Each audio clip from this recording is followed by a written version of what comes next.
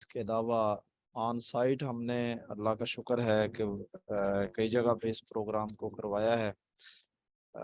آج بھی ایک ادارے میں اس پروگرام کے تعارفی لیکچر کے طور پر الحمدللہ ایک کلاس ہوئی ہے۔ تو یہ پروگرام تو ہمارے چلتے رہتے ہیں شریعہ کے پلیٹ فارم سے۔ بہت اچھا یہ ایک انیشیٹو ہے جو الحمدللہ استاد جزاحد الراشدی صاحب نے لیا، اور ہمارے خان ناصر صاحب ہیں، ہمارے استاد بھی ہیں، اور جتنے یہ دوست ہیں مینجمنٹ کے، آفر شید صاحب ہیں، بڑے پیارے دوست ہیں، کلاس فیلو بھی ہیں، اور اسی طرح محترم اسامہ صاحب ہیں۔ تو ان تمام لوگوں نے بڑا اچھا ایک کام کیا ہے کہ یہاں پر کورسز جو ہیں وہ مختلف نوعیت کے چلا رہے ہیں۔ یہ ہمارا کورس اپنی نوعیت کا بالکل ایک مختلف قسم کا کورس ہے، جو عام طور پر ہمیں آن لائن میں یا آن سائٹ میں اس طرح مختصر انداز میں نظر نہیں آتا۔ لیکن حقیقت یہ ہے کہ یہاں پر الحمدللہ کئی ایسے لوگ ہیں کہ جنہوں نے اللہ کا شکر ہے کہ اس کورس میں جو شریک ہوئے اور اس کے بعد بہت زیادہ استفادہ بھی کیا، اور کافی ان کو یہ جو ہے نا وہ بینیفیشری رہا۔ ہمارے کورس کا جو باقاعدہ نام ہے وہ آپ کے سامنے آ گیا جی، پاکستان کے نظام عدل و قانون کا تعارف، انٹروڈکشن ٹو جوڈیشل یا لیگل سسٹم آف پاکستان۔ یہ بہت اچھا کورس، اور اس کے ٹوٹل 8 لیکچرز ہیں۔ انشاءاللہ ہمارا جو پہلا لیکچر ہوگا ڈے 1 کا، اس میں لا کے ریلیٹڈ کہ لا ہوتا کیا ہے، اس کی ڈیفینیشنز کیا ہیں، ہسٹوریکلی اس کی کون کون سی چیزیں ہیں، اور اس کے کون کون سے سورسز ہیں جس کی مدد سے یہ لا ڈیولپ کیا جاتا ہے۔ یہ بڑا اچھا ایک پہلا سبق ہے ہمارا، کیونکہ کسی بھی چیز کو جب آپ نے پڑھنا سمجھنا ہے تو پہلے اس کے روٹس کو سمجھنا بڑا ضروری ہے۔ جب ہم ان کی طے کو نہیں سمجھیں گے، اس کی بیس کو نہیں سمجھیں گے، تب تک ہم اس کے اپر جو اوپر کنسٹرکشن عمارت ہے وہ ساری ہم نہیں سمجھ سکتے۔ تو یہ جو ہمارا لا ہے، بیسیکلی اس کا تعارف کیا ہے؟ ہم جو عدالتوں کے اندر کچہریوں کے علاوہ تھانوں میں بھی ہم مختلف قسم کے جو ہمارے ڈپارٹمنٹس ہیں، نیب کا ہے، اینٹی کرپشن ہے، ہمارے انکم ٹیکس کے معاملات ہیں، ایون دین ہمارے ٹریفک کے قوانین ہیں، بے شمار جو روزمرہ کی ہمارے سننے اور سمجھنے کو اور دیکھنے کو ملتے ہیں، یہ سارے قوانین جو ہیں وہ بنتے کیسے ہیں؟ تو سب سے پہلے تو آج کے دن ہم نے اس کو سمجھنا ہے، اور چونکہ میں آپ لوگوں کے ساتھ گزشتہ کئی عرصے سے ہوں، اور مجھے سب سے زیادہ خوشی اس بات کی ہوتی ہے کہ آپ لوگ ماشاء اللہ نا بڑے کمپیٹنٹ ہیں۔ میں نے دیکھا کہ جو پچھلے تھرسڈے کو ہماری ایک تعارفی نشست ہوئی ہے، اس کے اندر بہت زیادہ ایسے لوگ مجھے نظر آئے ماشاء اللہ، بلکہ سارے کے سارے پڑھے لکھے تھے، کچھ پی ایچ ڈیز ہیں، کچھ پروفیسرز ہیں، کچھ عالم دین ہیں، کچھ ابھی اسٹڈی میں ہیں، اور کافی اچھے، بلکہ ایک آدھا میرا بھائی یہاں پہ وکیل بھی ہے۔ تو کافی اچھے ایسے لوگ ہیں جو ماشاءاللہ ہماری اس کلاس میں شامل ہیں۔ مجھے بڑا اچھا لگے گا، بڑا مزہ آئے گا آپ کے ساتھ یہ 8 لیکچرز گزارنے کا۔ یہاں پر ہمارا جو پہلا لیکچر ہے کہ ہماری یہ بنیاد کیسے بنتی ہے، introduction to law. Introduction to law میں یہ آپ چیزیں سمجھ لیں کہ سب سے پہلے ہم مختلف لوگوں کی ڈیفینیشنز کو سمجھیں گے کہ کون کون سے بندے جو ہیں وہ کس کس طرح لا کی تعریف کرتے ہیں، لا کو سمجھانا چاہتے ہیں، یا لا کے بارے میں بات کرتے ہیں۔ ایک بات تو یہاں پہ آپ طے شدہ سمجھ لیں کہ لا کبھی بھی سیم نہیں رہتا۔ ہاں، جو ڈیوائن لاز ہوتے ہیں، جو آسمانی قوانین ہیں، جو اللہ تعالیٰ کی طرف سے الہامی قوانین ہیں، ان کو تو ہم کہہ سکتے ہیں کہ یہ ڈیوائن لاز ہیں، اور ان کے اندر کوئی تبدیلی نہیں ہے۔ مثال کے طور پر ہمارے حدود کیسز ہیں کہ چور ہے تو اس کی یہ سزا ہے، قاتل ہے تو اس کی یہ سزا ہے، شراب نوش ہے تو اس کی یہ سزا ہے۔ یہ جو بھی ہمارے طے شدہ قوانین ہیں ہماری الہامی کتابوں کے اندر یا آسمانی کتابوں کے اندر جو بھی ہیں، جیسے ہم مسلمان ہیں تو الحمدللہ ہم قرآن مجید کو اور اسی طرح سنت رسول صلی اللہ علیہ وسلم کو ہی اپنا رہنما سمجھتے ہیں، تو وہ قوانین تو ہم کہتے ہیں جی وہ عام طور پر بدلے نہیں جائیں گے جو ہمارے حدود کے قوانین ہیں۔ لیکن یہ سوسائٹی ہے، سوسائٹی ڈائنامک ہوتی ہے، سوسائٹی متحرک ہوتی ہے۔ اور جس طرح سوسائٹی ڈائنامک ہے، قوانین بھی ڈائنامک ہوتے ہیں، لاز ڈیولپ بھی ہوتے رہتے ہیں اور لاز جو ہیں وہ ڈسٹرائے بھی ہوتے رہتے ہیں، بنتے بھی ہیں بگڑتے بھی ہیں۔ لیکن لاز ہوتے کیا ہیں؟ یہ set of rules and regulations ہیں۔ جو سب سے اوپر آپ کو سلائیڈ میں یہ نظر آ رہا ہے کہ قواعد و ضوابط کا مجموعہ ہے، ایک سیٹ ہے، ایک ایسا پورشن ہے جس کے اندر ہم رولز اور ریگولیشنز طے کر لیتے ہیں۔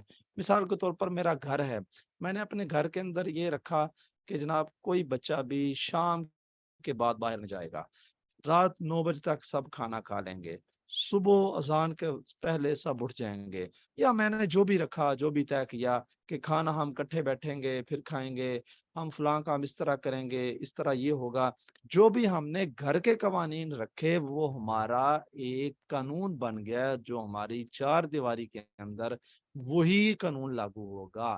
اگر کوئی لیٹ ہو گیا، 9 بجے تک کا ٹائم تھا کھانے کا، لیٹ ہو گیا تو اس کو کھانا نہیں ملے گا، اس کو سزا ملے گی اس کی۔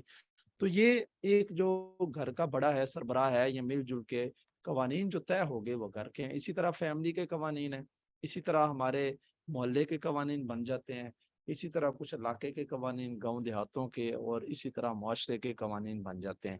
تو یہ جو قوانین ہوتے ہیں بیسیکلی یہ ریٹن فارم میں بھی ہو سکتے ہیں اور یہ کہہ لیں کہ سینہ بسینہ بھی ہوتے ہیں۔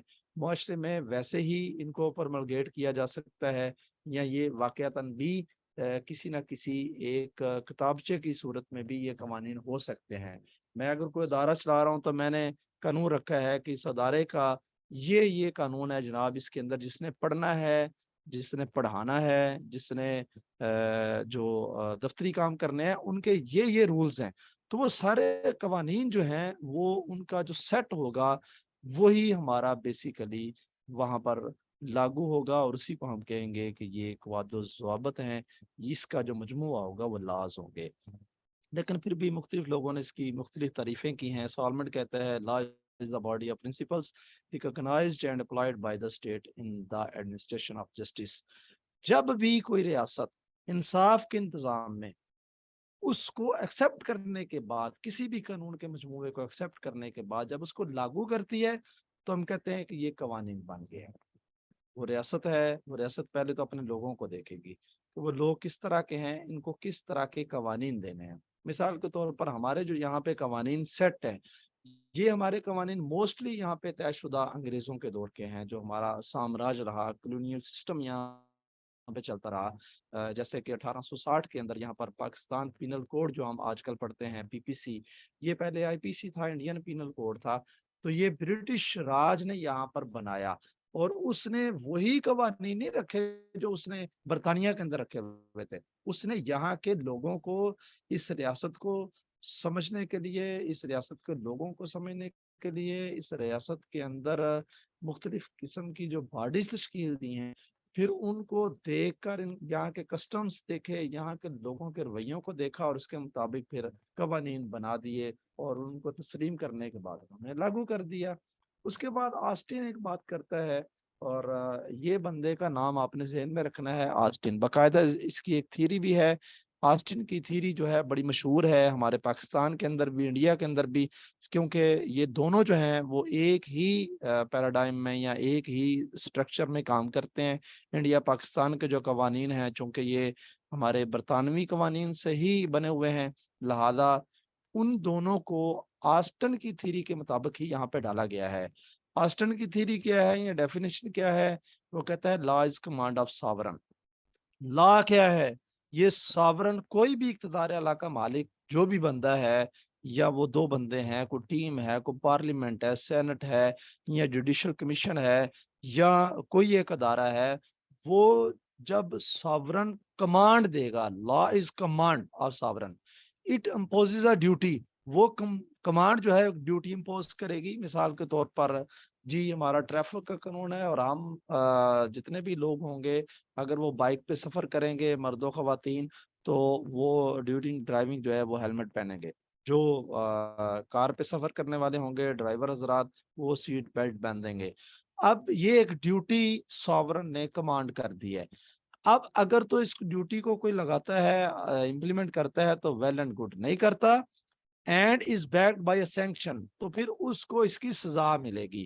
ہیلمٹ نہیں پہنا، اس کا یہ جرمانہ ہے، آپ نے سیٹ بیلٹ نہیں باندھا تو یہ آپ کو فائن ہوگا۔ اسی طرح ہالینڈ ہے، وہ بھی کہتا ہے general rule of external human action enforced by a sovereign political authority, انسانی رویوں کے عمومی قوانین جو کسی بھی سیاسی طاقت میں اقتدار اللہ کا حامل لاگو کرتا ہے۔ کوئی بھی بندہ جو اقتدار اللہ کا مالک ہے وہ کوئی بھی انسانی رویوں کو سامنے رکھ کے وہ قوانین بنا دیتا ہے اور اس کو لاگو کر لیتا ہے۔ یہ تقریباً ملتی جلتی چیزیں ہیں، لیکن جو آسٹن کی تھیوری ہے اس کو آپ نے سامنے رکھنا ہے۔ دوسری بڑی اہم چیز جو آپ نے سامنے رکھنی ہے وہ سب سے اوپر والا چھوٹا سا جملہ ہے کہ set of rules and regulations. اس کے بعد ہم چلتے ہیں تو ہم کہتے ہیں کہ جناب اگر ہم نے قانون پڑھنے ہیں تو پہلے تھوڑا سا ماضی کا مطالعہ کر لیں، ہسٹری کو دیکھ لیتے ہیں۔ اب ہسٹری کو دیکھتے دیکھتے ہم انسان کی ہسٹری کی بات کرتے ہیں۔ انسان پیدا کر دیا گیا، اللہ تعالیٰ نے جو ساورن تھا اس نے کمانڈ دی سارے فرشتوں کو کہ تم آدم کو سجدہ کرو علیہ الصلوۃ والسلام۔ اب سب نے سجدہ کیا، ابلیس نے نہیں کیا۔ اب سب کا سجدہ کرنا انہوں نے اپنی ڈیوٹی کو نبھا دیا، لیکن ابلیس نے نہیں کیا تو اس پر سینکشن لاگو ہو گئی اور اس کو ایک خاص سزا دی گئی جو راندہ درگاہ بنا دیا گیا۔ تو یہ کائنات کا نظام بھی جتنا ہے، یہ سارے کا سارا، سورج کا چلنا، چاند کا آنا جانا یا ستاروں کا چلنا، یہ جتنے بھی کام ہے، یہ ہر چیز جو ہے یہ ساری کی ساری کسی قانون کے تحت چلتی ہے، کسی لا کے تحت چلتی ہے۔ اور اگر لا اس قانون میں ذرا سی بھی ہیر پھیر ہو جائے تو کوئی ستارہ آگے نکل جائے، کوئی چاند آگے پیچھے ہو جائے، تو کوئی بھی ایسا ہو تو وہ یہ کائنات جو یہ دنیا ہے یہ تباہ ہو سکتی ہے۔ تو یہ باقاعدہ طور پر یہ قوانین کے تحت چلتی ہے۔ اسی طرح جب انسان بنایا گیا ہے تو پھر انسان کو زمین پر اتارا تو اس کو بھی اللہ تعالیٰ نے ایک حکم دیا تھا، ایک کمانڈ دی اور کہا کہ تم زمین پہ چلے جاؤ تو پھر کیا ہوگا، فائما تو تمہارے پاس ایک آئے گی، ہماری طرف سے ہدایت آئے گی، فائما یاتینکم منی ہدایا فمن تبع ہدایا فلا خوف علیہم ولا هم یحزنون۔ اب وہ جو آسمانی قوانین ہیں وہ زمین پر آئیں گے اور وہی قوانین زمین پر لاگو کیے جائیں گے۔ اب جو بندہ ان قوانین کو نہیں مانے گا اب ان کو دوبارہ سے سزا دی جائے گی۔ ان کی سزا دنیا میں بھی ہو سکتی ہے اور آخرت میں بھی یقیناً ہو سکتی ہے، اللہ معاف فرمائے۔ تو یہ عام طور پر یہ قانون طے ہو گیا کہ آسمان سے ساورن جو اقتدار اللہ کا مالک ہے وہ زمین پر قوانین بھیجے گا تو انسانوں نے اسی کے مطابق ہی چلنا ہے۔ لیکن انسانوں نے پھر زمین پہ آ کے اپنے اپنے قوانین بھی بنائے۔ اگر ہم صرف ہندوستان کی بات کرتے ہیں جہاں ہم رہ رہے ہیں تو اس کو میں نے تھوڑا سا ہسٹوریکلی ڈسکس کیا یہاں پہ کہ 1500 جو 15 بیفور کرسٹ ہے، بی سی ہے، قبل مسیح ہے 1500، اس سے لے کر 1500 اے ڈی یعنی کہ یہ تقریباً 3000 سال، اے ڈی مین اینو ڈومینی، یہ جو عیسوی سال ہے، تو یہاں تک تقریباً 3000 سال ہندو بادشاہت رہی ہے۔ بادشاہت کو ہم آگے پڑھیں گے کہ وہ کون سے سسٹم کو بناتے ہیں، بادشاہ کس طرح قوانین بناتے ہیں۔ اس کے بعد پھر مسلم رول رہا ہمارا، یہ 11 سینچری سے سٹارٹ ہوا، پھر مغل ڈائنسٹی آ گئی، ان کے رولز آگے، اور اس کے بعد پھر یہاں پہ برطانوی نوآبادیاتی نظام آ گیا، برٹش کلونیل ایڈمنسٹریشن۔ یہ جو برطانیہ کا یہاں پہ نظام آیا ہے تو اس کو آپ دیکھیں کہ یہاں پر انہوں نے انگلش پیپل نے، جو انگریز یہاں پہ آیا ہے، تو انہوں نے 1623 میں 1623 میں ہی یہاں پہ اپنے امپلائز کے لیے ہی ایک چارٹر بنا دیا۔ حالانکہ یہاں پہ مغل ڈائنسٹی چل رہی ہے، مغل حکومت چل رہی ہے، لیکن اس کے باوجود انہوں نے اپنے امپلائز میں، جو ایسٹ انڈیا کمپنی تھی تو اس کے جو امپلائز تھے یا مختلف جو کمپنیاں یہاں پہ آئی ہیں، تو انہوں نے آ کے جو اپنا چارٹر پہلا بنایا ہے 1623 میں بنایا ہے، جو بعد میں چلتا چلتا پھر اسٹیبلش ہوا یہ 1773 میں۔ پھر اس کے بعد باقاعدہ پارلیمنٹ کے اندر بھی ایک ایکٹ بن گیا 1800، پھر 1823 میں، جو بنتے وہاں پہ تھے برٹش کے اندر، لیکن یہاں پہ اپنے امپلائز کے لیے وہ لاگو کرتے تھے۔ اس کے بعد جب یہ ہمارا 1857 کے اندر باقاعدہ طور پر یہاں پر آ گیا ہے، انگریز آ گیا، تو اب کیا ہوا अंग्रेज ने क्या किया, यहाँ पर आके अब कवानीन बनाने शुरू कर दिए। सबसे पहले 1860 के अंदर उन्होंने यहाँ पर इंडियन पीनल कोड के नाम से आईपीसी, जो पाकिस्तान और इंडिया की जब अलहदगी हुई है तो उसके बाद इंडिया ने तो आईपीसी ही रखा, लेकिन पाकिस्तान ने इसको पाकिस्तान पीनल कोड पीपीसी के नाम से रख दिया। तो पाकिस्तान पीनल कोड 1860 में उन्होंने डिवेल्प कर दिया। इसी तरह कोड ऑफ क्रिमिनल प्रोसीजर 1898 में उन्होंने दे दिया। इसी तरह लिमिटेशन एक्ट 1908 में दे दिया। पुलिस रूल 1934 में दे दे। इसी तरह बेशुमार और भी हैं, जैसे सीपीसी का जो सिविल हमारा प्रोसीजरल लॉ है वो उन्होंने 1908 में दिया है। इलेक्ट्रिसिटी एक्ट 1910 में उन्होंने दे दिया है। तो फिर उसके बाद जब 1935 के अंदर 1935 का एक्ट बना है, जो बाद में हमारा यही कॉन्स्टिट्यूशन बन गया, उनका एक्ट था हमारा कॉन्स्टिट्यूशन बन गया, तो उसके बाद यहाँ पर फिर कई तरह के और भी कवानीन उन्होंने बनाए हैं। पाकिस्तान आर्मी आर्मी एक्ट जो हमारा 1935 के बाद उन्होंने यहाँ पे फिर बाकायदा तौर पर 1947 में जो मुल्क आज़ाद हुआ है, फिर पाकिस्तानियों ने जो कवानीन बनाए हैं उसमें 1949 में भी उन्होंने कुछ अमेंडमेंट्स की, फिर 1954 में, फिर 62 में, फिर 73 का आयन। तो ये मुख्तलिफ आयन की शक्लें बाद में 1935 की ही बकिया शक्ल वो चलाते रहे हैं। लेकिन इसके साथ साथ कुछ एक्ट भी बनते रहे हैं, कुछ रूल्स बनते रहे हैं, कुछ ऑर्डिनेंस पास होते रहे हैं। तो ये सारे के सारे एक्ट जो है मुख्तलिफ दौर में बनते रहे। मिसाल के तौर पर आप देखें कि पाकिस्तान आर्मी एक्ट 1952 में बना है। इसी तरह ड्रग्स एक्ट 1976 में बना। इसी तरह एहतराम रमज़ान रूल्स 1981 में बने। कानून शहादत आर्डर 1984 में बना। इसी तरह एंटी टेररिज्म एक्ट 1997 में बना है। पुलिस आर्डर फिर बाद में 2002 में बने हैं। गैस एक्ट 2016 में बना है। तो ये मुसलसल बनते बिगड़ते रहते हैं। पाकिस्तान के अंदर भी कई तरह के कवानीन जो हैं वो बने और ख़त्म हुए, लेकिन जो अंग्रेज़ों के ख़ास कवानीन थे हमारी दो बड़ी बड़ी अदालतों को चलाने के लिए, क्रिमिनल कोर्ट्स को और सिविल कोर्ट्स को चलाने के लिए, जो उन्होंने सिविल प्रोसीजरल एक्ट दिया और सीआरपीसी क्रिमिनल प्रोसीजरल ये एक्ट दिया, हमें कोड दिया, और फिर इंडियन पीनल कोड जो बाद में पाकिस्तान पीनल कोड बना, तो ये जो दिया है इसने उसके बाद फिर पाकिस्तान में भी आके उसी शक्ल को बरकरार रखा। सोए चंद एक के जो आगे हम पढ़ेंगे कि उन्होंने कुछ ना कुछ तरामीम की हैं, अमेंडमेंट्स की हैं। तो ये छोट हिस्ट्री मैंने थोड़ी सी आपके सामने रखी। उसके बाद हम देखते हैं लॉ के कौन कौन सी उसकी टाइप्स हो सकती हैं, लॉ की किस्में कौन कौन सी हैं। पहले तो ये समझ लें कि लॉ या तो साइंटिफिक होगा या सोशल होगा। साइंटिफिक लॉ हम उसको कहते हैं कि जिसके अंदर आमतौर पर हमारे कोई कवानीन तय हैं। ग्रेविटी का कानून है, ये कानून जनाब ये फिजिक्स के लॉ हैं, ये फलां चीज के लॉ हैं। अब ये जो साइंस के लॉ हैं ये हमारा ना तो मौजू है ना मकसद पढ़ने का है। ये भी बहरहाल बनते बिगड़ते रहते हैं, लेकिन हमारा मौजू बेसिकली सोशल लॉज है। सोशल लॉज जो हमारे समाज में चलते हैं ये दो तरह के हैं। या वो पब्लिक लॉज हैं जिसमें बड़े पैमाने पर, जिनमें बड़े ज्यादा लोग इन्वॉल्व होते हैं, जैसे कॉन्स्टिट्यूशनल लॉ हो गया, एडमिनिस्ट्रेटिव लॉ हो गए, कोई डिपार्टमेंटल लॉ बनते हैं, एडमिनिस्ट्रेटिव अदारे चलाने के लिए लॉ बनाए जाते हैं। इस तरह क्रिमिनल लॉज जो होते हैं, जो हमारे आम तौर पर क्राइम्स के ऊपर लॉज बनते हैं, तो ये सारे पब्लिक लॉज हैं। कुछ प्राइवेट लॉज हैं, दो बंदों के दरमियान झगड़ा है और उनके लिए लॉ, सिविल लॉज जितने हमारे ये प्रॉपर्टी सूट्स होते हैं, जमीनों के लेन देन, ये सिविल लॉज में आते हैं। फैमिली लॉज हैं, खुला तलाक, कस्टडी, ये वो वगैरह के मामला। फिर कॉन्ट्रैक्ट एक्ट हैं जो हमारे आपस में मुआहदात हो जाते हैं, जो हम आपस में कुछ चीज़ें तय कर लेते हैं और उनको लिख लेते हैं, कॉन्ट्रैक्ट कर लेते हैं, ये प्राइवेट लॉज में आते हैं। इसके साथ आप देखें कि दुनिया में हर मुल्क अपना भी लॉ रखता है जिसे हम नेशनल लॉ कहते हैं।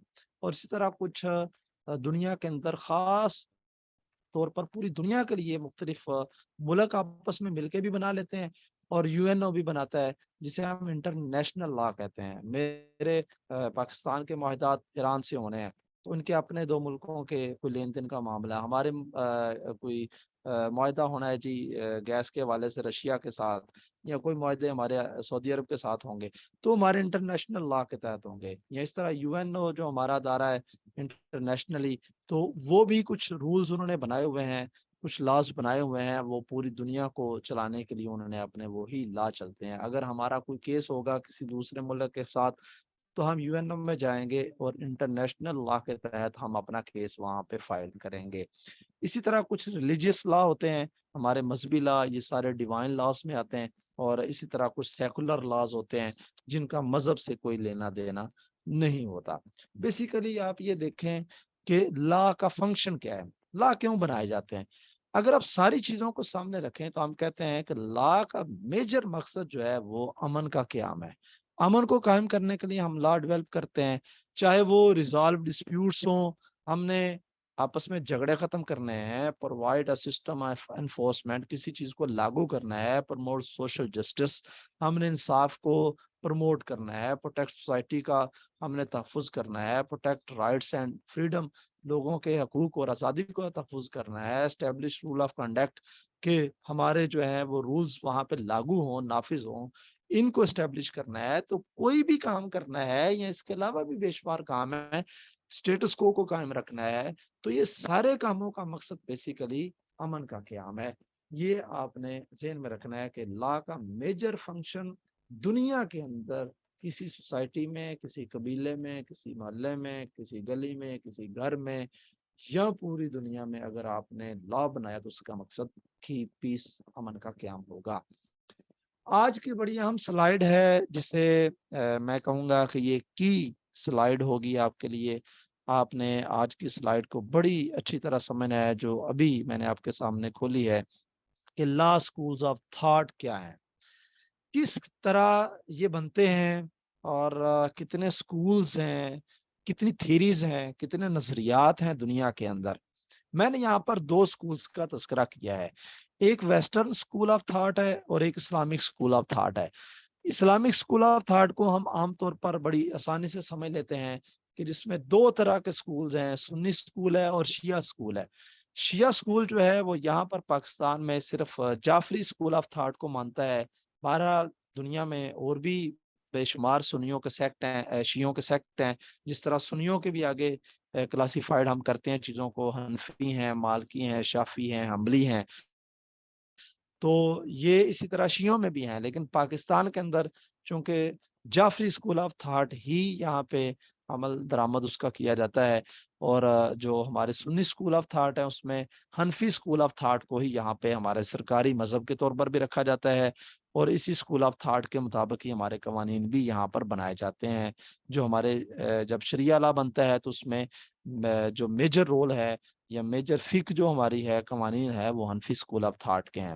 اگر ہم ویسٹرن کی بات کرتے ہیں، اب جو ویسٹرن سکول آف تھاٹ ہے، اچھا یہاں رک کے میں ایک چھوٹی سی بات سمجھانا چاہوں گا کہ ہم میں سے بے شمار جو ہیں وہ جو لوگ جن کا بیک گراؤنڈ مدارس سے ہے یا اسلامی تعلیم سے ہے، یا جو کافی زیادہ اشریہ کو بھی جانتے ہیں، وہ ایک کام کریں کہ ویسٹرن اور اسلامک سکولز کا کمپیریٹو مطالعہ بھی کریں۔ اب یہ مطالعے کا فائدہ یہ ہوگا کہ آپ کو کم از کم یہ سمجھ آئے گی کہ دنیا کے اندر اگر ہم مسلمان ہیں تو ہم تو اسلامک سکولز کو ہی فالو کریں گے، اور اسلامک سکولز کی جو میجر ہماری مین سٹریم ہے وہ تو قرآن و سنت ہے، اور اسی کے مطابق ہم آگے بھی فیصلے جو ہے وہ کرتے ہیں، اور وہیں سے چیزیں ڈرائیو کر کے، اگر حنفی ہیں یا مالکی شافی حنبلی ہیں تو وہ بھی قرآن و سنت سے ہی مین سٹریم وہیں سے لیتے ہیں، اور وہیں سے قوانین ڈرائیو کر کے وہ آگے کوئی نہ کوئی جز بنا لیتے ہیں۔ تو اسی طرح جو ویسٹرن سکول آف تھاٹ ہے یہ بھی تو اسی طرح کام کرتا ہے کہ ان کے ایک پراپرلی کچھ ان کے سیٹ آف رولز ہوتے ہیں، کچھ ایسی چیزیں ہوتے ہیں کہ یہاں پر آپ نے ایک لا ڈیولپ کرنا ہے۔ اب اس کا اور اس کے ساتھ کمپیریٹیو اسٹڈی کرنا آپ سب کے لیے بڑا اہم بھی ہوگا، اور بڑا مزہ بھی دے گا آپ کو، کہ آپ ان کو بڑی آسانی کے ساتھ جو ہے وہ اس کو سمجھ بھی سکتے ہیں، اور اس کا ایک تقابلی مطالعہ بھی کر سکتے ہیں۔ پازیٹیو اسکول آف تھاٹ جو ویسٹرن میں سب سے مشہور ہے اور پاکستان کے اندر بھی یہی چلتا ہے، positive school of thought, legal school of thought یا امپیریٹو اسکول آف تھاٹ، یہ ہیں مختلف، لیکن ان تینوں کا بیس جو ہے وہ آسٹینین تھیوری ہے۔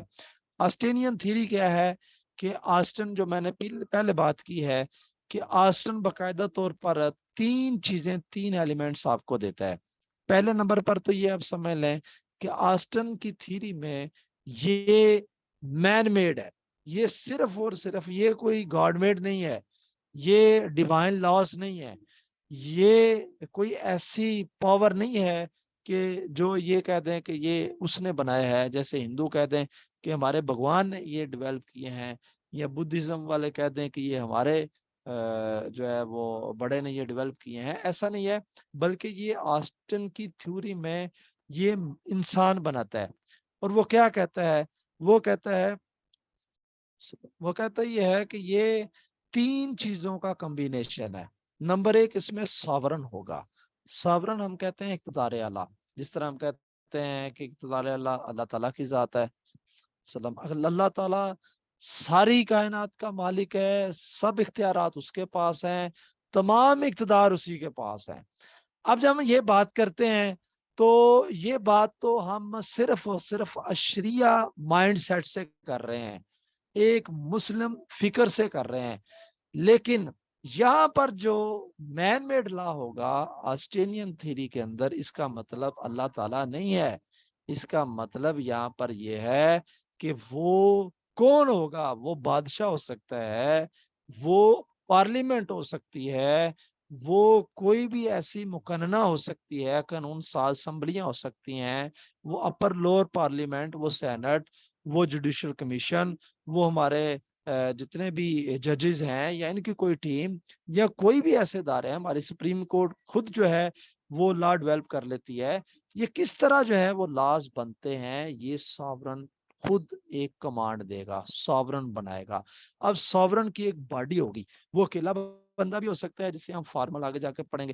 وہ عام طور پر وہ پوری کی پوری ٹیم ہو سکتی ہے، وہ کابینہ ہو سکتی ہے، وہ ایک کابینہ نہیں، دو ہو سکتی ہیں، تین نہیں، چار ہو سکتی ہیں، وہ زیادہ بھی ہو سکتی ہیں. اس پر میں ایک ایگزامپل آپ کو دیتا ہوں. مثال کے طور پر ایک محکمہ ہے، گیپکو ہے. گیپکو نے کچھ آرڈیننس پاس کیے اپنے محکمے کو چلانے کے لیے. اب اس محکمے نے جو آرڈیننس پاس کیے ہیں اس کو ہم آرڈیننس کہتے ہیں، جو میونسپیلٹی کی سطح پر صرف ایک ڈپارٹمنٹل سطح پر ہی ان کا کام ہوا. لیکن وہ پھر پارلیمنٹ میں چلے گئے، وہی لاس، وہی آرڈیننسز پارلیمنٹ نے اس کے اوپر بحث کے بعد یہ ہوا کہ جناب یہ قوانین ہمارے پاس کر لینے چاہیے.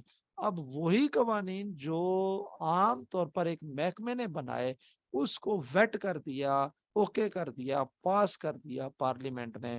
تو اب یہ جو پارلیمنٹ نے پاس کیا، یہ سوورن ایک اتھارٹی نے پاس کیا، تو یہ اب ایکٹ بن گیا. اب یہ مستقل چلے گا. اب اس کے اندر کمانڈز ہوں گی. وہ کمانڈ اس کا دوسرا پارٹ ہے.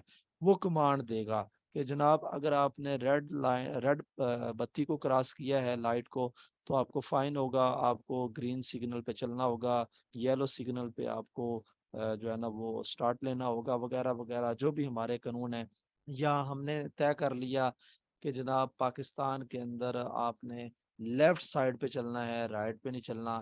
جس طرح ہم دیکھتے ہیں کہ سعودی عرب میں آپ میں سے کئی لوگ ماشاءاللہ گئے ہوں گے، تو وہاں پر ٹریفک بالکل الٹ ہے. وہاں پر رائٹ سائڈ پہ ٹریفک چلتی ہے، ہماری لیفٹ پہ چلتی ہے. تو اب کوئی کہے کہ جناب یہ جو کمانڈ یہاں پہ سوورن نے دیا ہے یہی سعودی عرب میں اپلائی ہو، تو ایسا نہیں ہوتا. یہاں کا جو سوورن ہوگا وہ پارلیمنٹ ہے ہماری، خاص طور پر جو مقننہ ہے، قانون ساز ادارہ ہے، سینٹ ہے، ہمارا جوڈیشل کمیشن ہے، سپریم کورٹ وغیرہ. تو یہ جو قوانین بناتے ہیں سوورن، وہ کمانڈز دیتے ہیں، وہ قوانین ہوتے ہیں. اب ان کو جو عمل نہیں کرتا اس کے اوپر سینکشن لگے گی. یہ تیسرا ایلیمنٹ ہوگا جو ہم نے پہلے بھی بحث کی ہے. تو یہ آسٹن جو ہے، جان آسٹن جو ہے، وہ اپنی تھیری دیتا ہے کہ آپ نے ان تین چیزوں کے کمبینیشن سے قانون بنانا ہے اور یہ مین میڈ ہوگا. دوسرا ہمارا نیچرل یا ہسٹوریکل اسکول آف تھاٹس والے ہیں. یہ ہمارے سقراط، بقراط، ارسطو وغیرہ یہ اس میں آ جاتے ہیں. جو اولڈ اسکول آف تھاٹ ہے، یہ ارسٹوٹیلین، یعنی کہ ارسٹوٹل جو ہے، ارسطو جو ہے، ارسٹوٹیلین جو تھیری ہے ہم اس کو بولتے ہیں. عام طور پر ہم اس کو اولڈ اسکول بھی کہتے ہیں. یہ کیا ہے؟ یہ وہ کہتے ہیں کہ یہ سوسائٹی ہے، سوسائٹی کو چھوڑ دو لوگوں پر. لا آف کامن پیپل، لوگ ہیں، لوگ جانے، لوگوں کا کام جانے، جس طرح وہ رہتے ہیں، جس طرح وہ آپس میں رہنا چاہتے ہیں، ان کو چھوڑ دو. یہ موریلٹی پہ بیس کرتے ہیں. مثال کے طور پر 10 بندے ہیں، وہ ایک جنگل میں چلے جاتے ہیں. اب وہاں پر ایک بندہ دوسرے بندے سے لڑائی کرتا ہے، اور لڑائی میں غصے کے ساتھ اس کو قتل کر دیتا ہے. اب ایک تو قتل ہو گیا، باقی 9 رہ گئے، 9 میں سے ایک قاتل ہے، باقی 8 بندے، اب 8 بندے یہ فیصلہ کریں گے کہ جناب اس بندے نے اخلاقیات کو توڑا ہے، اس بندے نے رانگ ایکٹ کیا، غلط کیا ہے۔ اب ہر بندے کی سرشت میں اللہ تعالیٰ نے اچھائی برائی تو رکھی ہے، اس کو پتا ہے یہ اچھا ہے یہ برا ہے۔ اب ان کو پتا ہے کہ یہ غلط ایکٹ ہوا ہے، یہ رانگ ایکٹ ہوا ہے۔ اب اس کے مطابق جو ہے، اب اس کو موریلٹی کے مطابق وہ کہیں گے کہ جناب یا تو اس کو اپنے آؤٹ کر دیں، اپنے گروپ میں سے ملک بدر کر دیں، اس کو اس کی جگہ موت دے دیں، یا اس کو فائن کر دیں، یا اس کی ٹانگیں توڑ دیں، یا اس کے بازو کاٹتے ہیں، وہ جو بھی آپس میں فیصلہ کرنا چاہیں۔ اولڈ سکول والے کہتے ہیں کہ وہ اس کے مطابق ہی فیصلہ کریں گے۔ اسی طرح ایک دوسری مثال میں آپ کو دے دیتا ہوں۔ مثال کے طور پر زنا کی مثال ہے۔ کچھ ممالک ایسے ہیں، وہ کہتے ہیں کہ اگر دونوں کی ول ہے، وش ہے، تو وہ کر رہے ہیں تو کوئی مسئلہ نہیں ہے، جبکہ یہ جرم ہے، بہت بڑا جرم ہے۔ ہمارے یہاں پہ رضامندی کے ساتھ بھی اگر کوئی اس طرح کا ایکٹ کرے گا، ہم کہیں گے کہ نہیں یہ تو جرم ہے۔ اب ہماری موریلٹی کہہ رہی ہے جرم ہے، لیکن اگر کسی ملک کے اندر ان کی موریلٹی کہتی ہے کہ جرم نہیں ہے، ہمارے یہاں پر ہم پارکس میں یا روڈز کے اوپر یا وہیکلس بسیز میں جو پبلک ٹرانسپورٹس ہوتی ہیں، ان کے اندر سفر کرتے ہوئے ہم کوئی ایسی حرکت نہیں کر سکتے ہیں جو انلیگل ہو۔ جس طرح ہم کہتے ہیں کہ یہ کوئی، بے شک میاں بیوی بھی ہوں گے تو وہ کوئی بھی ایسی پرائیویٹ حرکت نہیں کریں گے، جہاں پہ وہ بین ہوگا ان کے اوپر پابندی ہوگی، کیونکہ ہماری موریلٹی اس کو پسند نہیں کرتی ہے، ہماری اخلاقیات اس کی اجازت نہیں دیتی ہیں۔ لیکن اگر آپ ویسٹرن کے کئی ممالک میں چلے جائیں، وہاں ان کی موریلٹی اجازت دیتی ہے۔ تو اولڈ سکول والے کہتے ہیں کہ موریلٹی پہ چھوڑ دو، جو وہ چاہتے ہیں کریں۔ یہ فوکس کرتے ہیں ان کے رواج پر، جو بھی ان کے کسٹم ہے۔ عام طور پر جو ہمارے پرانے قبائلی سیٹ اپس ہیں، پرانا جو ہمارا سسٹم ہوتا تھا، چونکہ یہ یونانی نظریات ہیں، اب پرانے جو ہمارے قبائلی سیٹ اپس ہیں کہ ایک قبیلے کا سردار ہے، وہ اس نے 10 بندوں کو مقرر کیا ہے کہ آپ شکار کر کے لائیں گے قبیلے کے لیے اور سارا قبیلہ کھائے گا۔ اب وہ شکار کر کے لاتے ہیں اور قبیلہ کا جو سردار ہے، سب سے پہلے لا بن چکا ہے اس قبیلے کا، قبیلے کے سردار کو پہلے اس گوشت کو دیا جائے گا، پھر وہ خود جتنا چاہے جس کو چاہے تقسیم کرے گا۔ تو یہ انہوں نے ایک کسٹم ہے، اور اس کسٹم کو فوکس کرتے ہوئے نسل در نسل وہ لا ان کا چل رہا ہے۔ تو اسی طرح ابھی بھی دنیا میں کئی جگہ پر یہ اولڈ سکول کے تحت ہی کام ہوتا ہے، جو دنیا میں ایسے قبائلی سسٹم میں دور دراز کے ایسے ممالک ہیں یا ایسے علاقے ہیں جہاں پہ افریقہ کے کوئی جنگلی ایسے علاقے ہوں گے، وہاں ان کے اپنے قوانین ہیں جو انہوں نے کسٹم کے تحت بنا دی ہیں۔ اس کے اندر ساورن نہیں ہوگا، کہ کوئی سیٹ آف باڈی ایسی نہیں ہوگی کہ جو کوئی رولز طے کرے، سیٹ آف رولز بنائے، کوئی ایسی پارلیمنٹ نہیں ہوگی، ان کے اندر کوئی ساورن نہیں ہے۔ وہ کہتے ہیں کہ لوگوں پہ چھوڑ دو، لوگ بھی تو بیوقوف نہیں نہ ہیں، لوگ بھی تو سمجھدار ہیں، تو لوگ جیسے چاہیں اس کا فیصلہ کر لیں اور اس کے مطابق بس لا بن جائے۔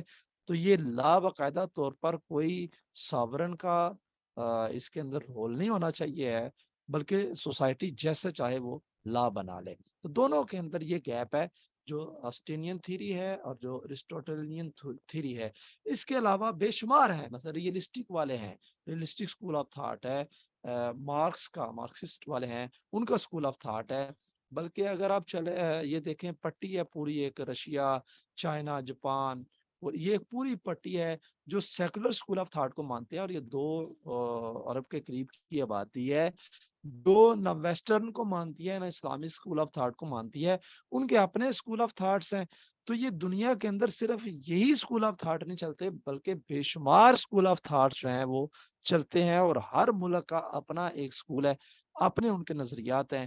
وہ 2 ملکوں میں بھی امپلیمنٹ ہو سکتے ہیں، وہ ایک پورے سیٹ جو ملکوں کا ہے، جس طرح ہم یورپی یونین والے ملک ہیں یا اسٹیٹ آف امریکہ، ان کے اندر جو 50 راؤنڈ اباؤٹ ممالک ہیں امریکہ کے اندر، جو ریاستیں ہیں، ان کے جو قوانین ہیں، تو آپس میں مل کے بھی کوئی قوانین بنا سکتی ہیں، اور اپنے الگ الگ سے بھی قوانین بنا سکتے ہیں۔ جیسے ہم پاکستان والوں کا الگ قانون ہے، ایران کا الگ ہے، افغانستان کا الگ ہے، انڈیا کا الگ ہے، تو بنگلہ دیش کا الگ ہے، یہ الگ قوانین بھی بنا سکتے ہیں۔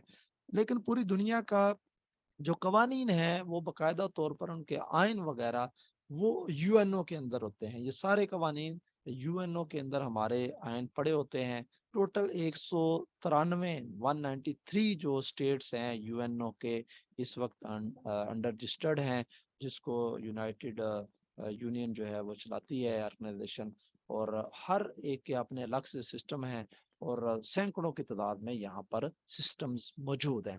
एक बात यहाँ पर मैं जरूर करना चाहूँगा कि ये जितनी भी थीरीज बनाई जाती है ना, वो चाहे इस्लामिक स्कूल्स की हों या वेस्टर्न स्कूल की हों, या मार्क्सिस्ट की हों, या रियलिज्म वालों की हों, रियलिस्ट स्कूल ऑफ थॉट की हों, या सेकुलर स्कूल ऑफ थॉट की हों, या इवन देन और भी स्कूल ऑफ थॉट जितने भी हैं, वो जितनी भी थीरीज बनाते हैं, मेजरली वो जो उसके अंदर कमांड देते हैं, जो भी लॉ डेवलप करते हैं, वो दुनिया में अमन के क्याम के लिए होता है। और उस पर जो सजाएं मुकर्रर करते हैं, जो पनिशमेंट्स होती हैं, उनको भी वो किसी ना किसी एंगल में, किसी ना किसी थ्योरी के मुताबिक ही देते हैं। अब वो जो थ्योरी होती है, वो आमतौर पर, जैसे हमारे यहाँ पर वेस्टर्न जो स्कूल्स हैं, इनके अंदर भी 4 तरह की पनिशमेंट की थ्योरी चलती है हमारी, कि अगर आपने लॉ बनाया और लॉ को आपने सही तरह एप्लीकेबल नहीं किया, उसको वायलेट किया है, लॉ तोड़ा है, तो आपको ये तरह की पनिशमेंट्स हो सकती हैं। वो उन पनिशमेंट्स के कोई ना कोई मकासद होते हैं। ये मैं अजाफी तौर पर आपको इसलिए समझा रहा हूँ कि कोई भी स्कूल ऑफ थॉट बनता है तो वो की पीस, अमन के क्याम के लिए बनता है। अब अमन कायम नहीं कोई बंदा कर रहा, तो उसको पनिशमेंट मिलेगी। अब वो पनिशमेंट किस लिए मिलेगी?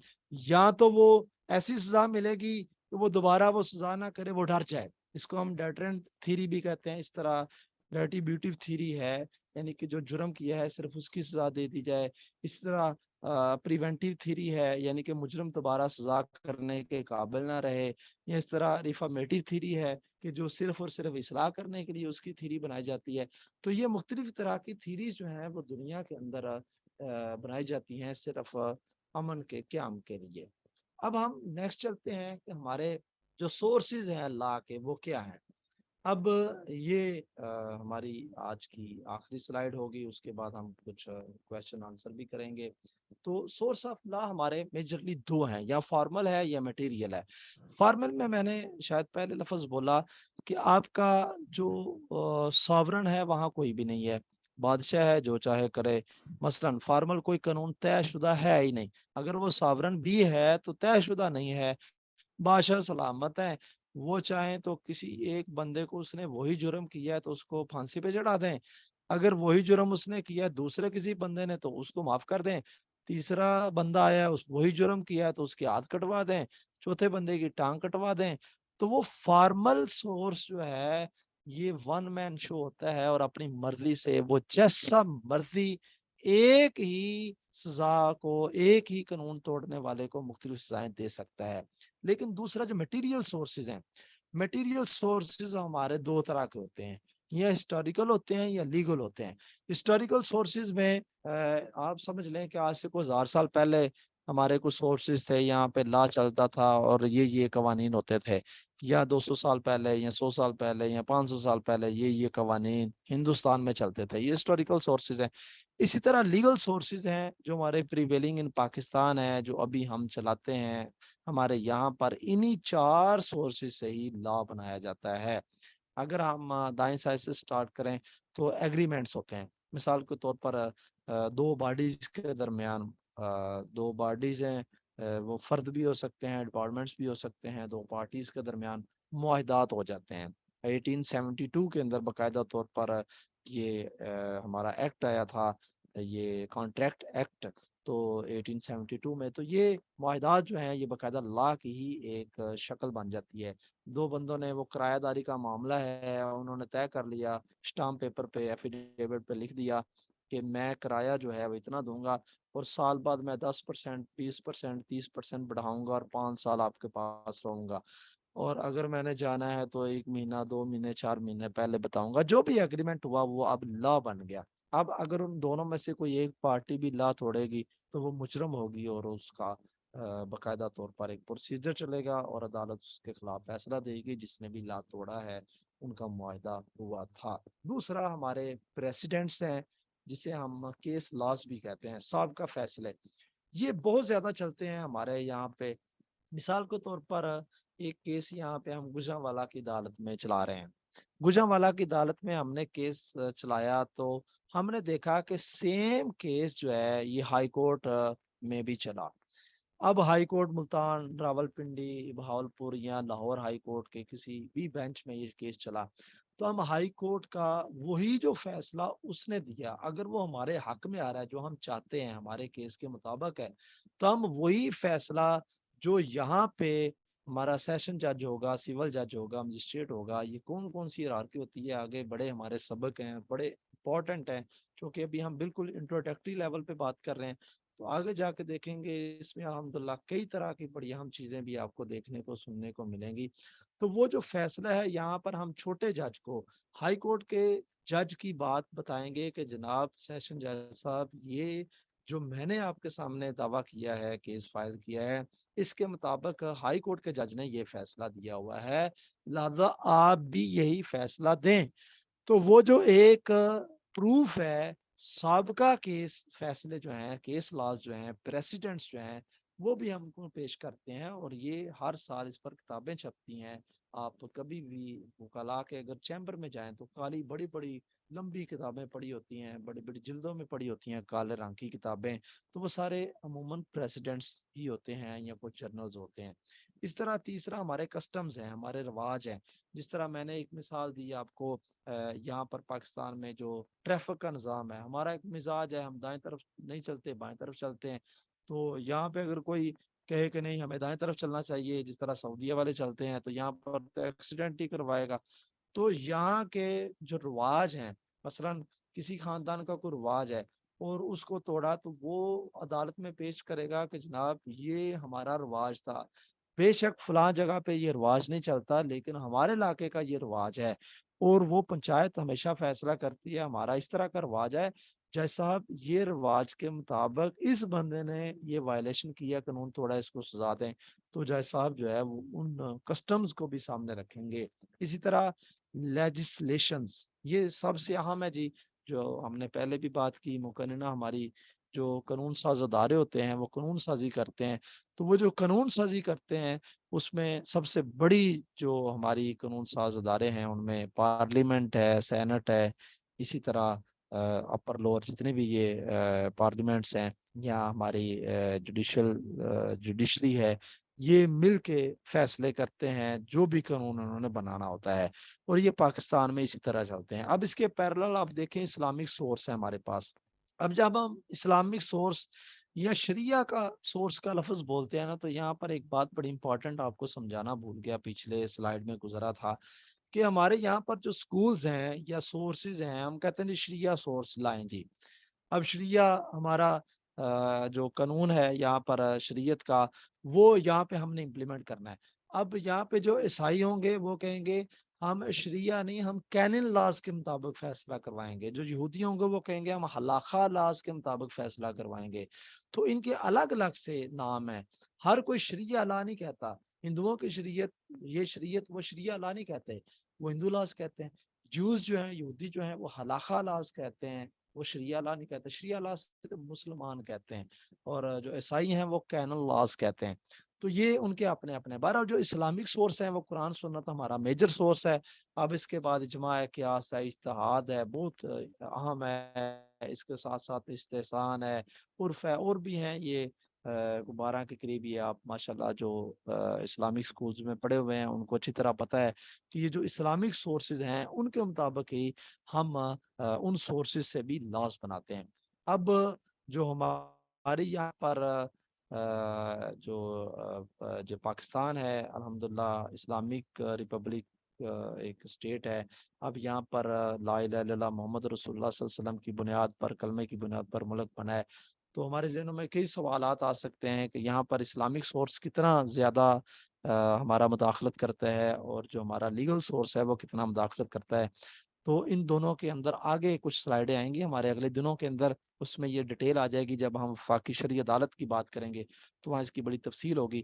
لیکن آپ کو یہ بتا دوں کہ باقاعدہ طور پر اب حدود لاز جو ہیں وہ یہ جو بنائے تھے ضیاء الحق کے دور میں بنے تھے، تو یہ حدود لاز بھی اب یہاں پہ الحمدللہ موجود ہے، لیکن اس کی امپلیمنٹیشن کیسی ہے، یا یہ جو ہمارے لیگلز یہاں پہ ہیں، لاز ہیں، یہ سورسز میں جو لاز بنے ہوئے ہیں، ان کا قرآن و سنت یا اجماع قیاس یا اجتہاد یا جو ہمارے اسلامک سورسز ہیں ان سے کتنا ریلیشن ہے، ان پر ہم پھر کبھی بات کر لیں گے۔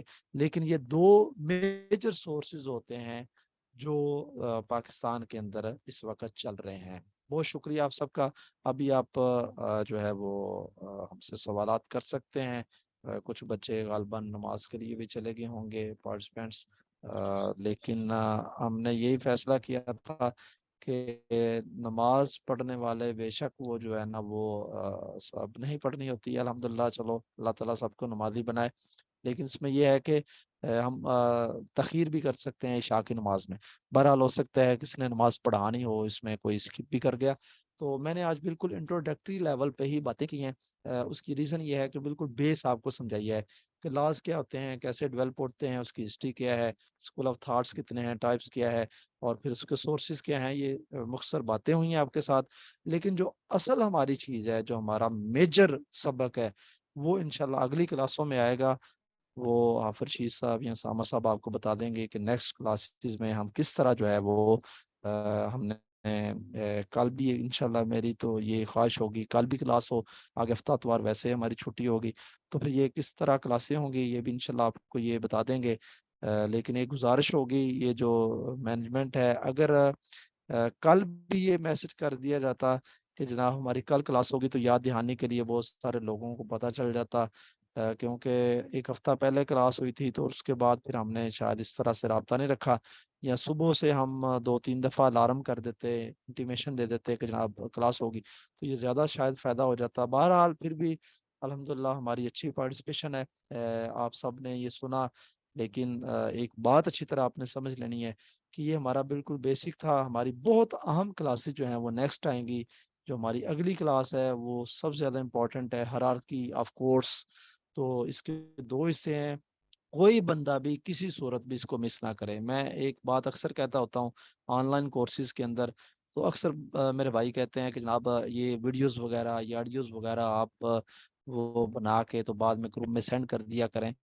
کوئی شک نہیں ہے، آڈیو ویڈیو سننے دیکھنے سے بہت کچھ علم حاصل ہو جاتا ہے، لیکن جو لائیو سیشن میں باتیں سمجھ آتی ہیں نا، وہ بعد میں اس طرح مزہ نہیں آتا۔ تو کائنڈلی تمام میرے پارٹیسپینٹس جو ہیں یہ لائیو سیشن لیں، اور پھر سوالات اپنے ذہن میں پیدا کریں باتیں سننے کے بعد، اور اس کے بعد آپ جو ہے نا وہ ان سوالات کے جواب بھی انشاءاللہ ہم سے لیں، اور مل جل کے ہم سیکھیں بھی۔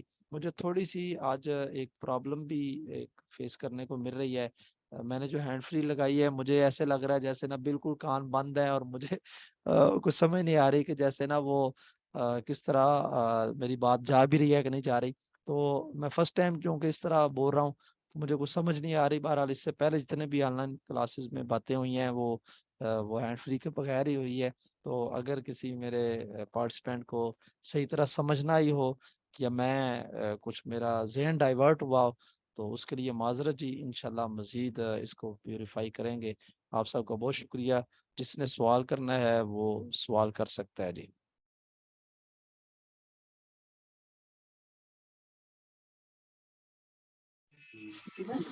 السلام علیکم ورحمۃ اللہ۔ جی وعلیکم السلام۔ ایک منٹ جی، سوال کرنے کے لیے جو دو سوال پوچھنا چاہ رہے ہیں جی، ایک منٹ، وہ اپنا ریز ہینڈ کا آپشن یہاں پہ ہے، السلام علیکم، وہاں پہ اپنا ہاتھ کھڑا کر لیں گے تو ہم 1 بائی 1 پھر ان کے ہی سوالات لے لیں گے۔ تو جو لوگ سوال کرنا چاہ رہے ہیں وہ ریز ہینڈ کے آپشن پہ اپنا ہاتھ کھڑا کر لیں۔ میرے پاس سب سے پہلا محمد داؤد صاحب کا ہاتھ آ رہا ہے، تو آپ بسم اللہ کریں جی داؤد بھائی۔ السلام علیکم ورحمۃ اللہ۔ سر آواز آ رہی ہے؟ وعلیکم السلام ورحمۃ اللہ وبرکاتہ۔ اچھا سر، سوال یہ ہے کہ جس طرح ہم نے کسٹم یہ رواجات کا ذکر کیا ہے، تو اس کو ہم قانون کہہ سکتے ہیں؟ یہ قانون کا اطلاق جو ہے اور ان کا جو اطلاق ہے یہ برابر ہے؟ طرح یہ قبائلی روایات یا قبائلی رواجات کا آپ نے ذکر فرمایا، تو ان کا بھی وہی درجہ ہے جو کسی ریاست کے جو قوانین ہوتے ہیں، یا ان کا کمزور ہے اور عدالتی لحاظ سے ان کو ہم کس حیثیت سے دیکھ سکتے ہیں؟ جی، جو ہمارے روایات ہوتی ہیں نا، دو چیزیں ہیں آپ نے سمجھنی ہے۔ نمبر ایک، روایات کو مد نظر رکھ کے قوانین بنائے جاتے ہیں، ایک تو یہ جملہ سمجھ لیں۔ دوسرا یہ ہے کہ اس کے باوجود جو میں نے درمیان میں بات کی ہے کہ روایات بھی ایک حصہ ہوتے ہیں پروف کے طور پر۔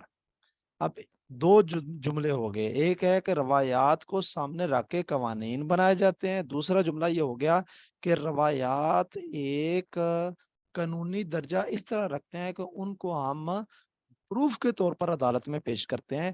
وہ ہمارے قوانین ریٹن فارم میں نہیں ہوتے ہیں، وہ ہمارا ایک رواج ہے، ہم اس کو جسٹ وہاں پر جا کر جو عدالت کے اندر پروف کے طور پر پیش کرتے ہیں، وہ قوانین ہوتے نہیں ہیں، قوانین روایت سے بنائے جاتے ہیں۔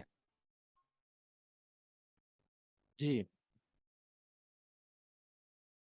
ٹھیک ہے سر، جزاک اللہ خیر۔ لیکن جو انہی روایات کی روشنی میں جو جس طرح قبائلی رسم و رواج ہے، اس کے اپنے دفعات بنائے ہوتے ہیں جن کے تحت وہ فیصلے کرتے ہیں، چاہے وہ جرائم کے ہو، معاشرتی جرائم ہو، یا جو کرمنل لا جس کو کہتے ہیں، ان کے فیصلے بھی ان کے تحت ہوتے ہیں۔ اس کو ہم کس طرح سمجھ سکتے ہیں، کیا بڑا کہہ سکتے ہیں؟ بڑا پیارا سوال ہے، بلکہ یہ آپ کے سوال کا ہی ایڈیشنل ایک جز ہے۔ دیکھیں، ہمارے پنجاب میں نا پنچایتی سسٹم چلتا ہے، اور جو ہمارے قبائلی علاقے ہیں وہاں پر ہمارا جرگا سسٹم چلتا ہے۔ اب وہاں پر جو بھی پنچایت، پنڈ کا چودھری، گاؤں کا چودھری، علاقے کا سردار جو فیصلہ کر دیتا ہے، اب وہ فیصلہ اگر کوئی بندہ اس فیصلے مخالف جانا چاہتا ہے تو وہ عدالت میں جائے گا، عدالت اس کی بات سنے گی، کیونکہ وہ اس سے سپیریئر کورٹ ہے۔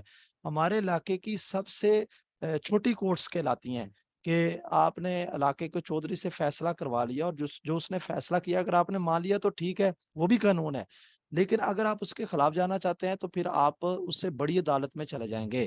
یہ ہم آگے جب ہرارکی پڑھیں گے کہ عدالتوں کی درجہ بندی کیسی ہے، وہ ہمارے جو اگلے سبق آئیں گے اس میں یہ چیز مزید سمجھ آ جائے گی۔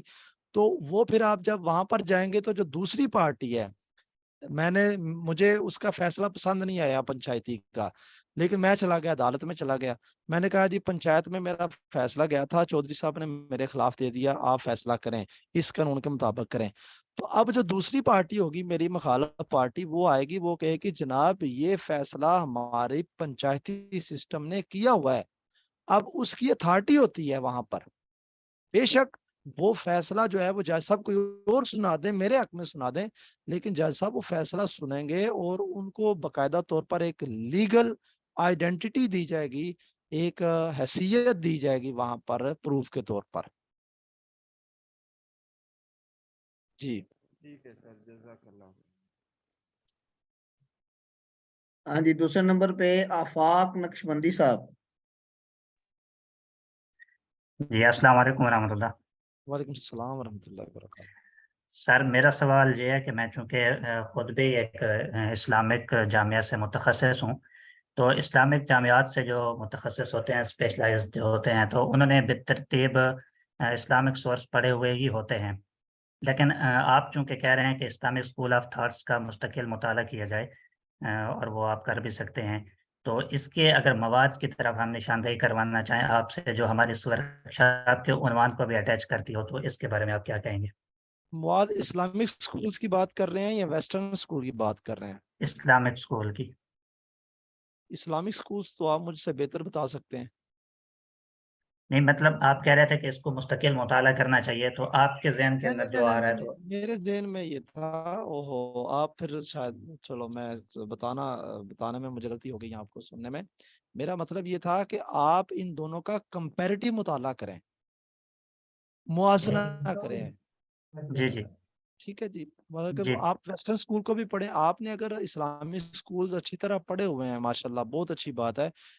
پچھلے سال میں نے الحمدللہ ایک نا جی یہ مفتیان ہی ادارت النعمان ہے یہاں پہ، تو ان کا دورہ قضا ہوا تھا وہاں پہ، تو وہ سارے ماشاءاللہ نا تخصص کے ہی وہ فارغ تھے سارے، انہوں نے ماشاءاللہ مفتیان ہی تھے، بہرحال آپ بہتر یہ ٹرمینالوجی سمجھتے ہیں۔ تو ان کو میں نے یہ کورس کروایا، آن سائٹ ہی تھا، بالکل فیس ٹو فیس، یعنی آن لائن نہیں تھا۔ تو الحمدللہ بڑا مزہ آیا وہاں۔ ان لوگوں کو چونکہ اسلامک سورس کا بہت پتہ ہوتا ہے، جب ان کے سامنے ویسٹرن سورس آئے تو ان دونوں کا موازنہ کرنا ان کے لیے بڑا ایک اچھا ہو گیا۔ اس لیے آپ جیسے بندوں کے لیے یہ ویسٹرن سورس کو سمجھنا، پھر ان دونوں کا کمپیریٹیولی مطالعہ کرنا بڑا ضروری ہے۔ کمپیریٹیولی مطالعہ کریں، کمپیریٹیو جی اسٹڈی کریں، یعنی کہ تقابلی مطالعہ کریں۔ اب اس میں آپ کو بتا دیتا ہوں، مثلا وی ڈی مہاجن کی کتاب ہے، بہت اچھی کتاب ہے۔ لیگل سسٹم آف پاکستان ایک کتاب ہے، یہ بھی بہت اچھی کتاب ہے۔ صرف آپ وی ڈی مہاجن کی کتاب پڑھ لینا، وی ڈی مہاجن کی کتاب تو اتنی زبردست کتاب ہے کہ آپ اسلامک سکولز کو اور ویسٹرن سکول کو بڑی اچھی طرح تقابل میں دیکھ سکتے ہیں، لیکن وہ وی ڈی مہاجن ویسٹرن سورس کی بات کرے گا۔ جی جناب علی، جی ٹھیک ہو گیا جی، بہت شکریہ نوازش۔ جزاک اللہ خیر۔ ہاں جی، ان کے بعد طاہر خان۔ جی طاہر بھائی اپنا مائک اوپن کر لیں۔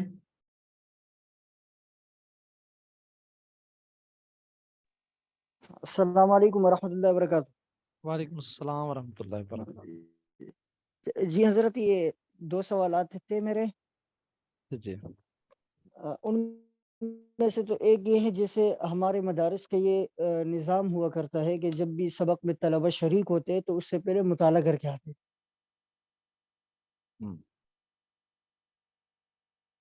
ٹھیک ہے۔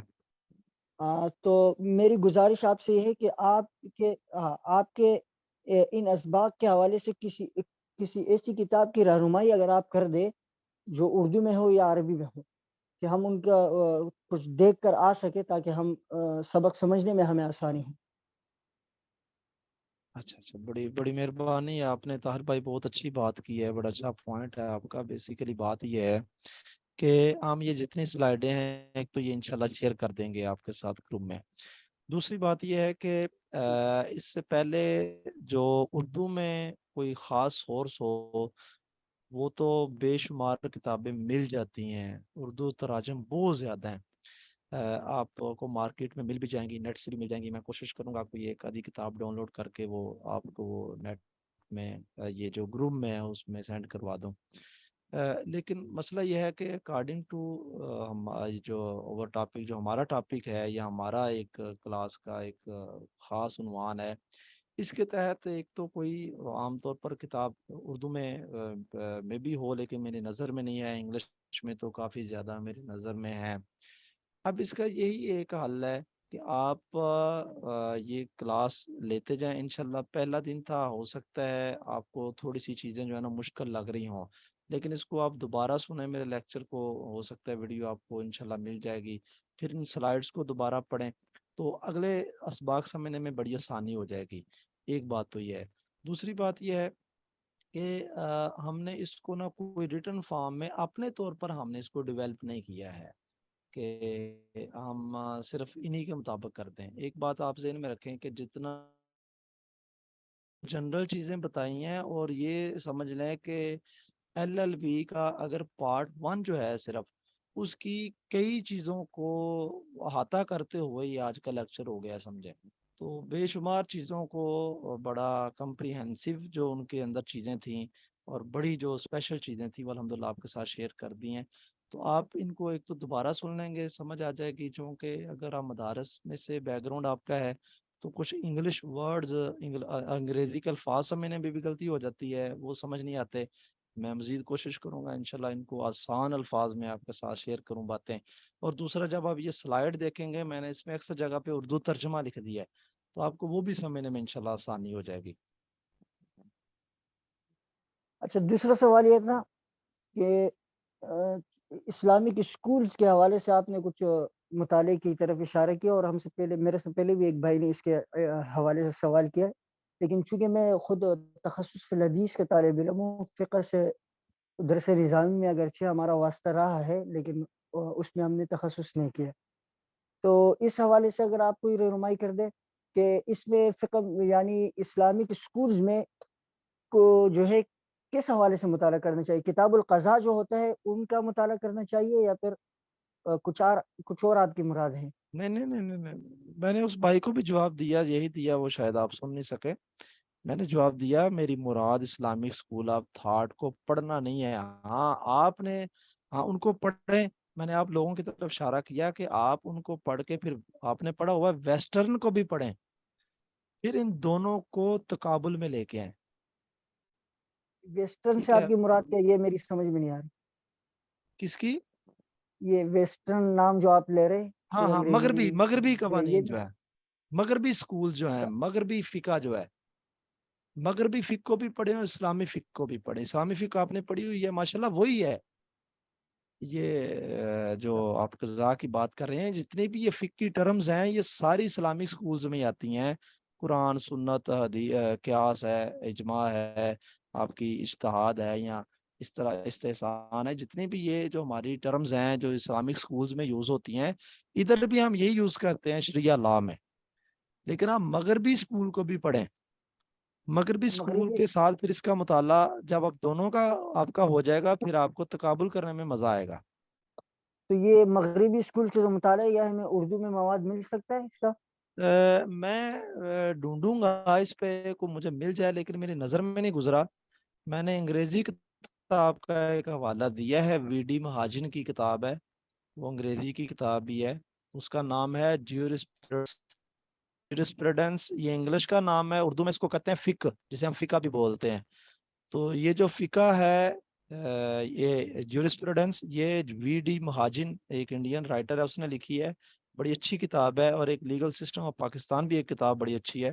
یہ عام طور پر کتابیں جو ہے ایک وہ ملا نام سے ایک بندہ ہے، اس کی بھی ایک کتاب بڑی اچھی ہے. تو یہ کتابیں تو بہرحال مارکیٹ کے اندر مل جاتی ہیں. ڈی ایف ملا کے نام سے بھی ایک کتاب یہ رائٹر ہے، اس کی کتاب بھی مل جاتی ہے. تو یہ کتابیں انگریزی میں ہے، اردو میں میرے کو نالج میں نہیں ہے کوئی. میں ڈھونڈوں گا ویسے آپ لوگوں کی سہولت کے لیے، اگر مل جائیں تو انشاءاللہ. ٹھیک ہے، بہت مہربانی، جزاک اللہ. اگر مل جائے تو ضرور ہمیں کریے. انشاءاللہ جی ضرور.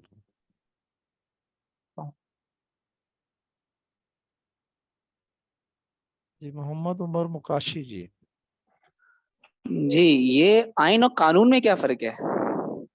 آئین بیسیکلی نا جی بنایا جاتا ہے ایک پوری ریاست کو چلانے کے لیے نا ایک ہم کانسٹیٹیوشن ڈیولپ کر لیتے ہیں جس میں ہم نے کچھ چیزیں طے کر لی، کچھ اصول طے کر لیے کہ جو بھی ہمارا قانون بنے گا نا وہ اس کے تحت بنے گا. ہم نے کچھ چیزوں کو خاص کچھ اصول بنا لیے کہ یہ چیزیں ہیں ہمارے سامنے، ان کی روشنی میں ہم قوانین بنائیں گے. آپ اگر فقہ کے طالب علم ہیں یا آپ نے کچھ ایسا پڑھا ہے تو آپ کو سمجھ آیا کہ ہم نے سورسز بنا لیے، قرآن اور حدیث ہے، یہ ہمارا مین آئین ہوگا. اب جتنے بھی ہم نے قانون ڈرائیو کرنے ہیں، بنانے ہیں، انہی میں سے نکالیں گے، وہ ہمارے قوانین ہوں گے. آئین ہمارا قرآن و سنت ہوگا. جزاک اللہ خیر. جی حذیفہ قیوم جی.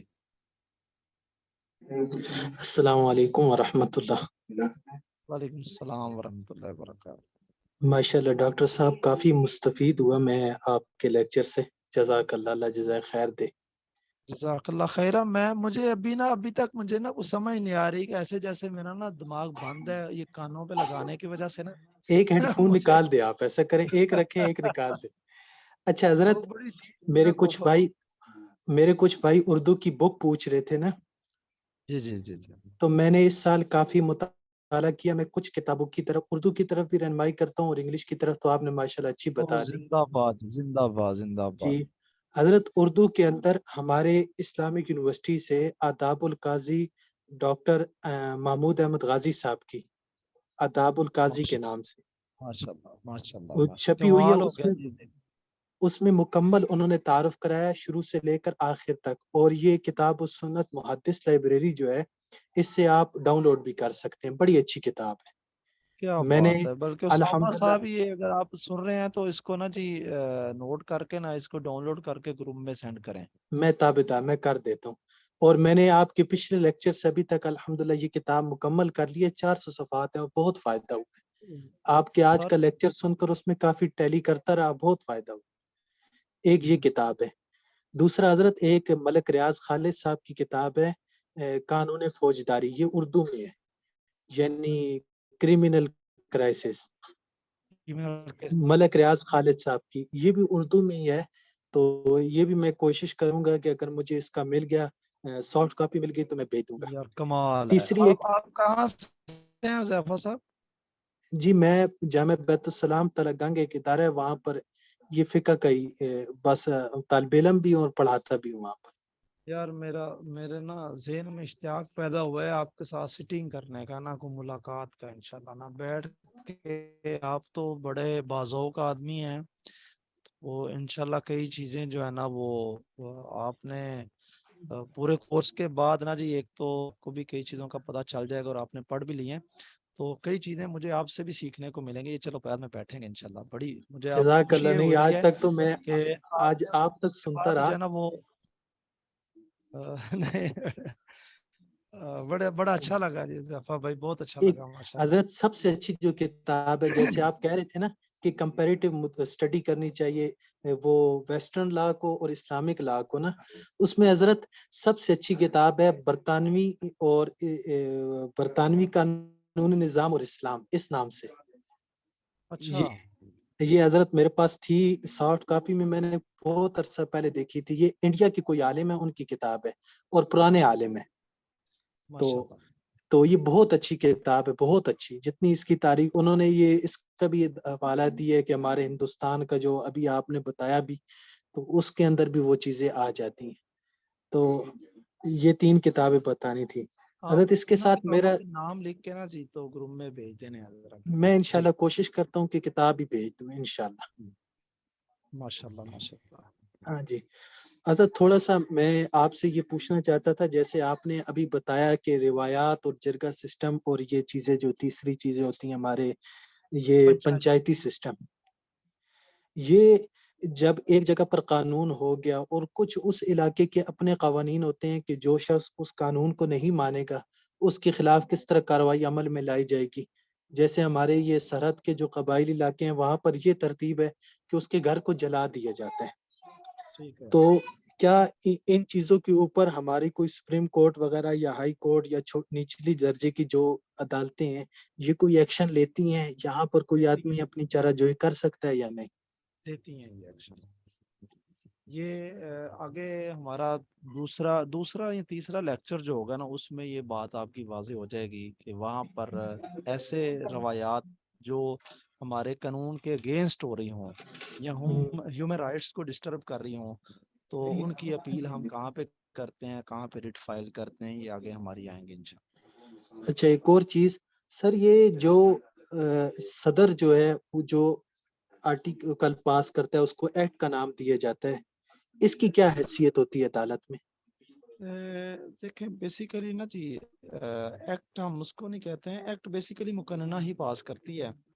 اچھا صدر جو ہے وہ آئین کے اندر ترامیم کر سکتا ہے, ٹھیک ہے, اچھا اور وہ بھی مقننہ سے ہو کے جاتا ہے. صدر بیسیکلی ہمارا کہہ لیں کہ وہ یہ جو ہمارا سیاسی ڈھانچہ ہے نا, سیاسی نظام ہے, اس کو اگر آپ پڑھیں گے تو اس میں صدر ہمارا جو ہے نا وہ سب سے اوپر ہوتا ہے. ایک بندے کو سزائے موت ہو گئی ہے, وہ نیچے اوپر ہوتا ہے کہ سپریم کورٹ میں بھی ہو گیا ہے تو پھر اس کے پاس آخری اختیار ہوتا ہے صدر کے پاس اپیل کرنے کا.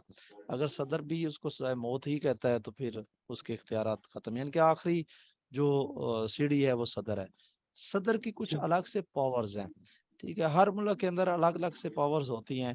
ہمارے یہاں پہ جو صدر کی پاور ہیں یا امریکہ کے صدر کی جو پاور ہیں وہ ڈیفرینٹ ہے. تو یہاں پہ وزیر اعظم زیادہ پاورفل ہوتا ہے کچھ کاموں میں صدر پاورفل ہے. تو اس کی حیثیت اتنی ہوتی ہے جتنی قانون کی ہے, کیونکہ اگر اس نے اس کو امپلیمنٹ کروا دیا ہے اور وہ آرٹیکل بن گیا ہمارا تو پھر اس کی حیثیت قانونی حیثیت ہے. جی جی ٹھیک ہو گیا, جزاک اللہ. بڑی نوازش سر, بڑی نوازش. ماشاءاللہ, بڑا مزہ آیا جی, بہت شکریہ جی. ٹھیک ہے.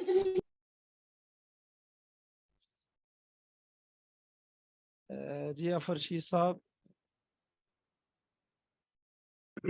جزاک اللہ ڈاکٹر صاحب. آج ہماری پہلی کلاس ہوئی بھرپور ماشاءاللہ. اگر میرے خیال سے اور کسی کا کوئی سوال نہیں ہے تو آپ آفیشیلی اسے کلاس کو وائنڈ اپ کر دیں. انشاءاللہ اگلی کلاس میں ملاقات ہوگی, اور ہم جیسے آپ نے فرمایا ہم انشاءاللہ دوپہر کو ہی مینشن کر دیں گے کہ آج کلاس ہے, اور ذرا لوگ اپنے, اور بلکہ ہم ایک شیڈیول بنا کے بھیج دیتے ہیں کہ کس دن کون سی کلاس ہوگی انشاءاللہ. بلکہ صبح لازمی رکھیں کلاس, ابھی بتا دیں سب کو کل کلاس ہوگی اور آج ہی اناؤنس کر دیں. جی انشاءاللہ. اسامہ صاحب یہ ذرا گروپ میں میسج بھیج دیں کہ کل کلاس ہوگی انشاءاللہ. جی ٹھیک ہے پھر. بہت شکریہ جی. دعاؤں میں یاد رکھیں, اللہ تعالیٰ خوش رکھے سب لوگوں کو, اور ہمارا یہ ملنا اس کو ہمارے لیے دنیا اور آخرت میں نافع بنائے. جزاکم اللہ خیرا. السلام علیکم ورحمۃ اللہ وبرکاتہ. وعلیکم السلام.